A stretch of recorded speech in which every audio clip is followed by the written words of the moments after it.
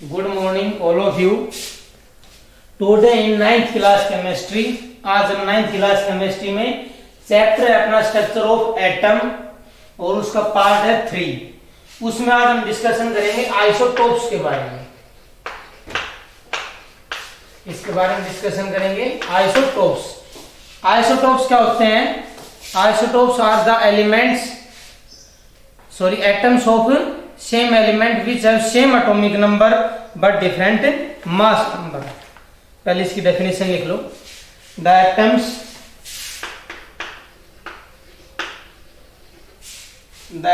which have same atomic number, the atoms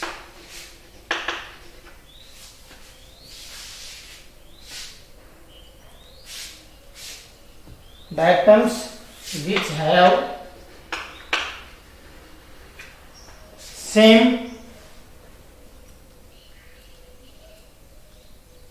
atomic number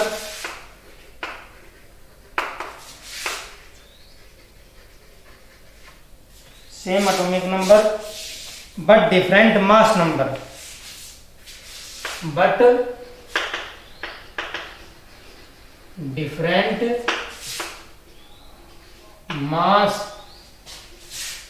number, are known as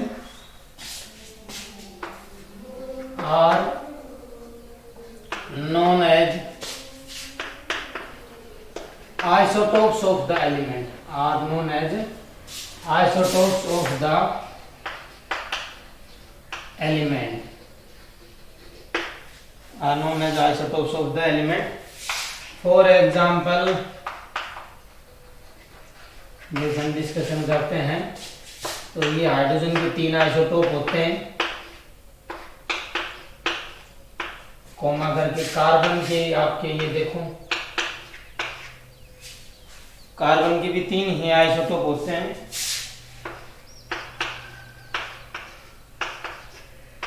और आपके chlorine के होते हैं 2।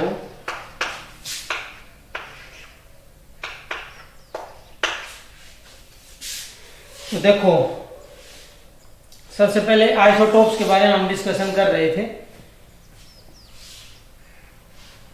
तो देखो, आइसोटोप्स क्या होते हैं? The atoms which have same atomic number, atoms जिनका एटॉमिक नंबर तो क्या हो same but different mass number, लेकिन मास नंबर क्या हो डिफरेंट हो, वो क्या कहलाते हैं? Isotopes of that element. वो उसके क्या कहलाएंगे? आइसोटोप्स। जिनका एटॉमिक नंबर सेम हो और मास नंबर अलग अलग हो। जैसे हम हाइड्रोजन की बात करते हैं, हाइड्रोजन के 3 आइसोटोप होते हैं, 1s1, 1s2, 1s3। इनको हम बोल देते हैं सिंपल, जैसे इसको प्रोटियम, इसको ड्यूटेरियम और इसको ट्रिटियम। ये इनके तीनों आइसोटोप के नाम है। लेकिन इन तीनों में आपने देखो क्या ऑब्जर्व किया, ये नीचे वाला है एटॉमिक नंबर, हम ऑलरेडी डिस्कशन कर चुके। नीचे होता है एटॉमिक नंबर लिखा, ये सिंबल है, और ऊपर वाला मास नंबर। तो तीनों का एटॉमिक नंबर सेम है लेकिन मास नंबर अलग अलग है। तो ये क्या है? ये हाइड्रोजन के एलिमेंट कौन सा हो गया? हाइड्रोजन। तो हाइड्रोजन के 3 आइसोटोप हो गए। ऐसे ये कार्बन है, एटॉमिक नंबर सभी का सेम है लेकिन मास नंबर अलग अलग है। तो ये किसके एलिमेंट के आइसोटोप हो गए? कार्बन की। ऐसे क्लोरीन के 2 आइसोटोप हो गए, 35 और 37। तो आइसोटोप्स क्या होते हैं? The elements which have same atomic number but different mass number are called isotopes. ये इसके एग्जांपल थे। अब हम इसके बारे में डिस्कशन करेंगे, कैरेक्टरिस्टिक्स ऑफ आइसोटोप्स। ये तो थी डेफिनेशन कि आपके आइसोटोप होते क्या हैं।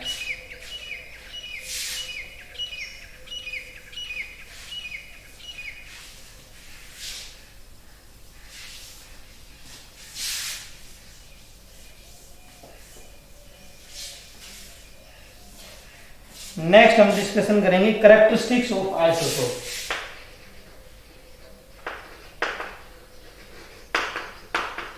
Characteristics of isotopes. Characteristics of isotopes. तो इसके अंदर फर्स्ट कैरेक्टरिस्टिक्स क्या आती है? Isotopes have same atomic number, same number of protons and similar electronic distribution. First क्या है? Isotopes have same atomic number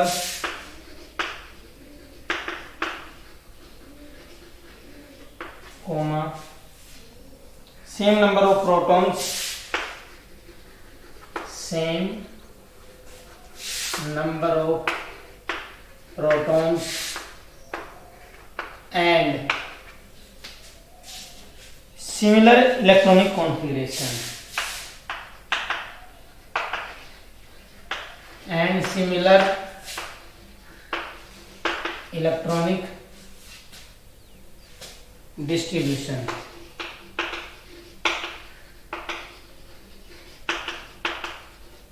देखो फर्स्ट जो कैरेक्टरिस्टिक्स क्या कह रही है आइसोटोप्स के बारे में, आइसोटोप्स है सेम एटॉमिक नंबर, जो आइसोटोप्स है इनका एटॉमिक नंबर क्या होगा आपका सेम होगा, same number of protons.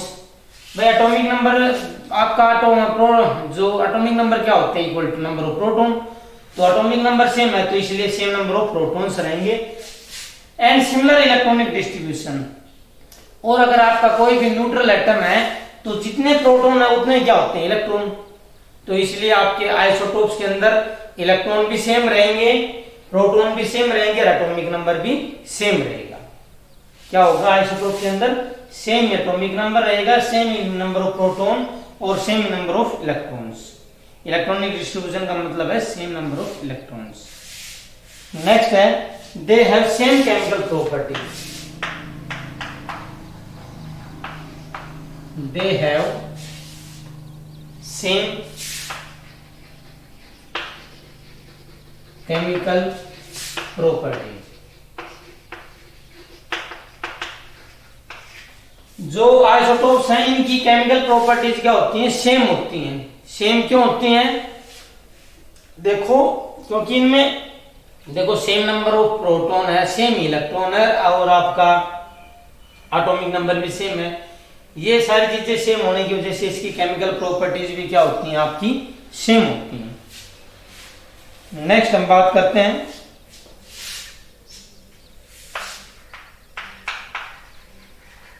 They have different mass number and different number of neutrons. They have different mass number and they have different mass number and different number of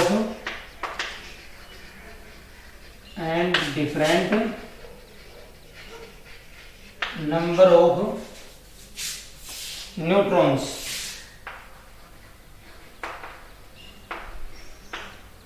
क्या है इनका जो mass number है वो different होता है और इनकी जो डिफरेंट नंबर ऑफ न्यूट्रॉन्स और न्यूट्रॉन्स भी अलग अलग है।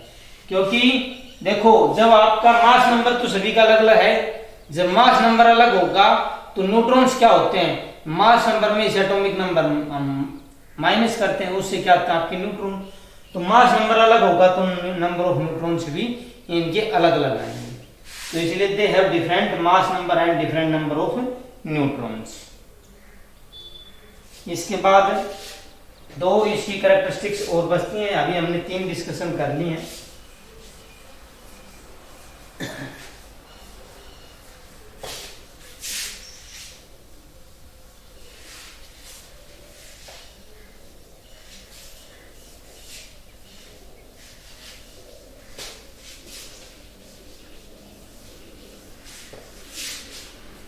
फोर्थ जो कैरेक्टरिस्टिक्स है इस आइसोटोप्स ऑफ एलिमेंट की, उसमें क्या है they have different physical properties. They have different physical properties. They have different physical properties such as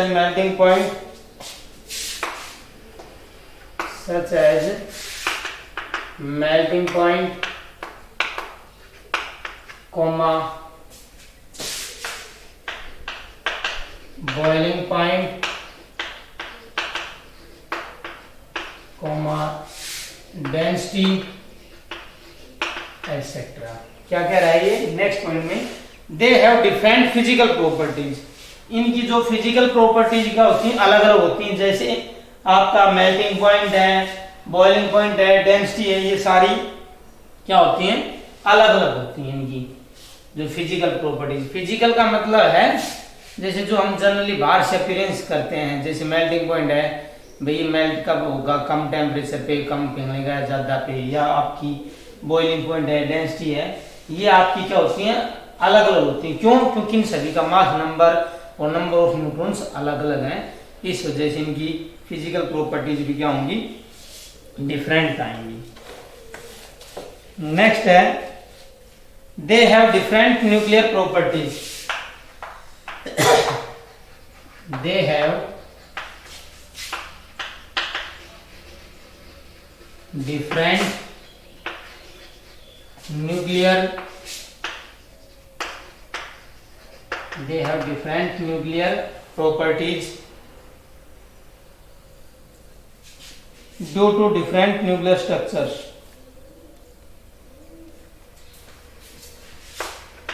due to क्या था, they have different nuclear properties due to different nuclear structures, due to different nuclear structures। इनकी जो nuclear properties भी क्या होती हैं, अलग अलग होती हैं, due to different nuclear structures. जैसे आप देख सकते हो, for example C14 is radioactive, C14 is radioactive,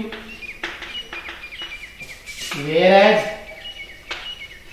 C12 is non-radioactive, non-radioactive। क्या है, they have different nuclear properties. इनकी जो न्यूक्लियर प्रॉपर्टीज हैं वो क्या होती हैं, अलग अलग होती हैं। जो इनकी न्यूक्लियर प्रॉपर्टीज है क्या होती हैं, वो अलग अलग होती है, due to different nuclear structure. क्योंकि इनका न्यूक्लियर स्ट्रक्चर भी क्या होता है, आपका अलग अलग होता है। न्यूक्लियर स्ट्रक्चर का मतलब डिफरेंट नंबर ऑफ न्यूट्रॉन्स होते हैं। जैसे आपका कार्बन 14 है, कार्बन के 3 आइसोटोप होते हैं, कार्बन 13, कार्बन 12, कार्बन 14।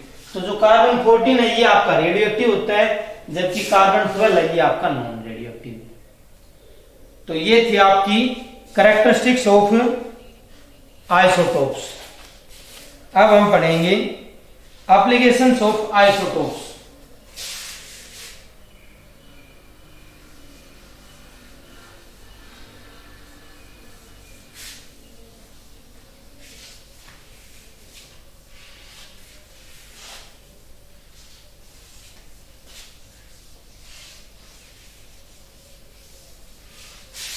अब हम पढ़ेंगे एप्लीकेशंस ऑफ आइसोटोप्स।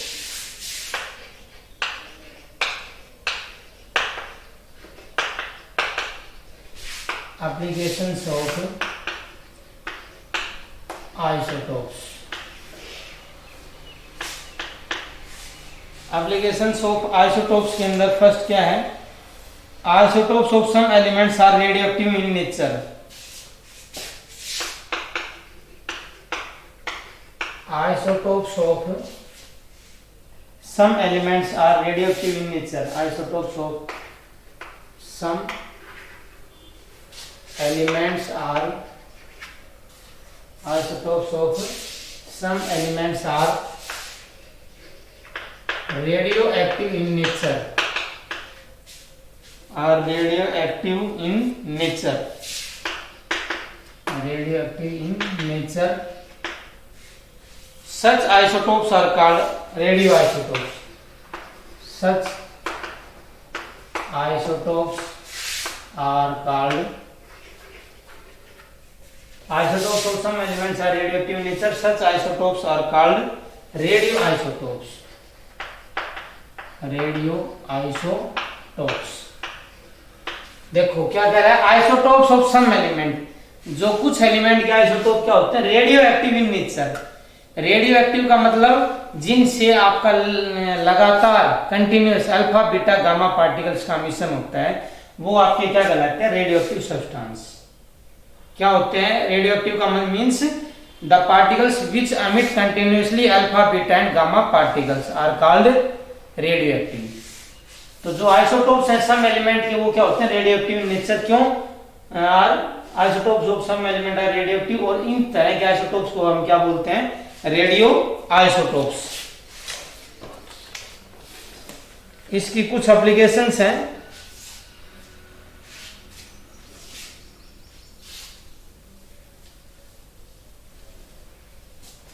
ये डेफिनेशन हो गई थी। इस डेफिनेशन के बाद क्या आएगी? इस डेफिनेशन के बाद लिखना सम एप्लीकेशंस ऑफ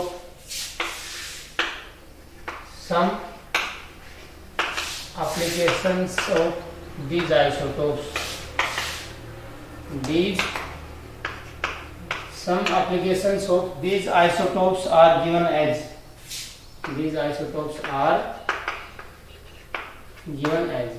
जो कुछ एप्लीकेशंस हैं these isotopes की, वो are given as। फर्स्ट है आपका यूरेनियम 35। जो फर्स्ट क्या है आपका? Uranium 235, an isotope of uranium, and isotope of uranium is used as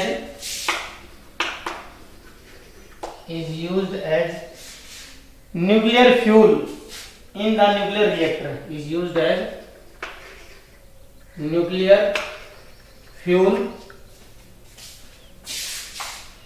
in nuclear reactor। जो आपका यूरेनियम 235 है, आइसोटोप है यूरेनियम का, is used as nuclear fuel. ये आपका न्यूक्लियर फ्यूल के रूप में यूज किया जाता है इन न्यूक्लियर रिएक्टर। जो न्यूक्लियर रिएक्टर होते हैं जैसे बिजली बनाने के, जो आपका अपने यहाँ हिसार में है न्यूक्लियर पावर प्लांट, जाडली में भी एक न्यूक्लियर पावर प्लांट, तो वहां क्या होता है? उनमें रेड़े जो यूरेनियम 235 है, आइसोटोप है यूरेनियम का। यूरेनियम का एक 232 भी होता है, एक 235 भी होता है। जो 235 वाला आइसोटोप होता है, ये रेडियो एक्टिव नेचर है, और ये एज ए न्यूक्लियर फ्यूल मतलब ईंधन का काम करता है in the nuclear reactor. Second है आपका इसके अंदर एप्लीकेशंस में C14 isotope is used in carbon dating. C14 isotope is used in carbon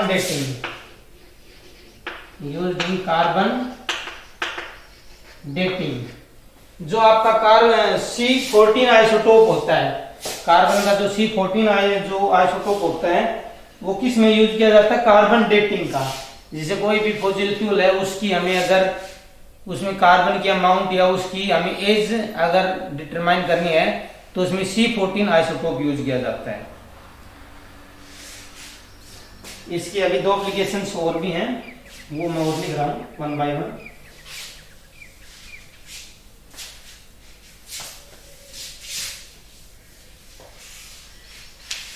हर जो इसकी है, some radioisotopes are widely used. हर क्या है? Some radioisotopes are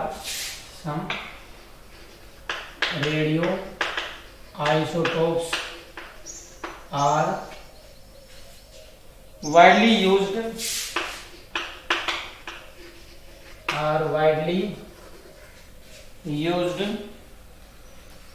for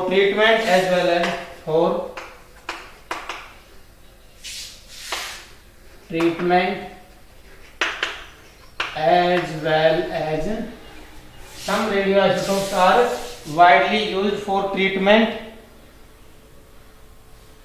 treatment as well as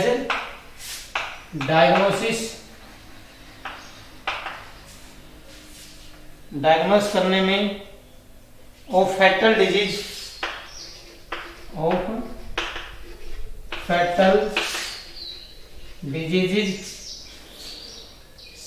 like cancer, tumors, etc. like cancer, tumors, etc. जो कुछ जो आपके रेडियो आइसोटोप है वो किस में यूज किए जाते हैं, ट्रीटमेंट सही ठीक करने में भी और डायग्नोस पता लगाने में, फेटल डिजीज जिनका जैसे कोई वो बहुत कम ट्रीटमेंट है उनके लिए, जैसे कैंसर और ट्यूमर। कैंसर और ट्यूमर कैंसर का एक प्राइमरी रूप होता है, जो स्टार्टिंग में जो बोलते हैं हम गांठ बन जाती है उसको बोलते हैं ट्यूमर, और वही जब फैल जाती है पूरे शरीर में तो उसको क्या बोलते हैं हम, कैंसर। तो जैसे आपका सी का कोबाल्ट का 60 आइसोटोप होता है, कोबाल्ट के 2 आइसोटोप होते हैं, कोबाल्ट 58 एक कोबाल्ट 60। तो जैसे जो कोबाल्ट 60 आइसोटोप है ये कैंसर के ट्रीटमेंट में यूज होता है। ऐसे और भी आइसोटोप हैं जो डिजीज को डायग्नोस करने में और उनके ट्रीटमेंट में यूज किए जाते हैं। नेक्स्ट इसके यूजेज में आता है, some radioisotopes are used, some radio isotopes are used to detect the leakage in the, some radioisotopes are used to detect the leakage in the underground oil pipes,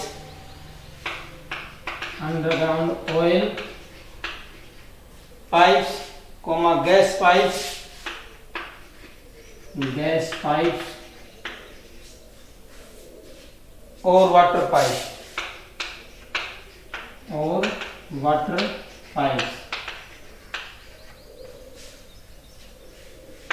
कुछ जो radio isotope है वो किस में use किए जाते हैं, to detect the leakage in the underground oil pipes, gas pipe और वाटर पाइप्स। जो कुछ रेडियो आइसोटोप किस में यूज किए जाते हैं, डिटेक्ट पता लगाने में, लीकेज, अगर कहीं लीकेज हो गई है किसमें, इन द अंडरग्राउंड ऑयल पाइप, अगर अंडरग्राउंड आपके ऑयल पाइप है या गैस का पाइप है या वाटर का पाइप है, अगर वो अंडरग्राउंड लीकेज हो रहा है तो हमें पता नहीं चल पाता है बाहर से, या वो लीकेज कहां से हो रहा है, किस जगह से हो रहा है, तो हम रेडियो आइसोटोप की सहायता से लीकेज का पता लगा सकते हैं कि ये लीकेज कहां से हो रहा है। तो ये थे आपके यूजेज ऑफ रेडियो आइसोटोप्स। तो आज हमने क्या पढ़ा है आइसोटोप्स के बारे में। सबसे पहले तो आइसोटोप्स होते हैं क्या है, उनकी डेफिनेशन, फिर एग्जाम्पल, फिर कैरेक्टरिस्टिक्स ऑफ आइसोटोप्स, फिर आपके रेडियो आइसोटोप्स क्या होते हैं, फिर हमने पढ़ी थी applications of radio isotopes. Okay, thank you.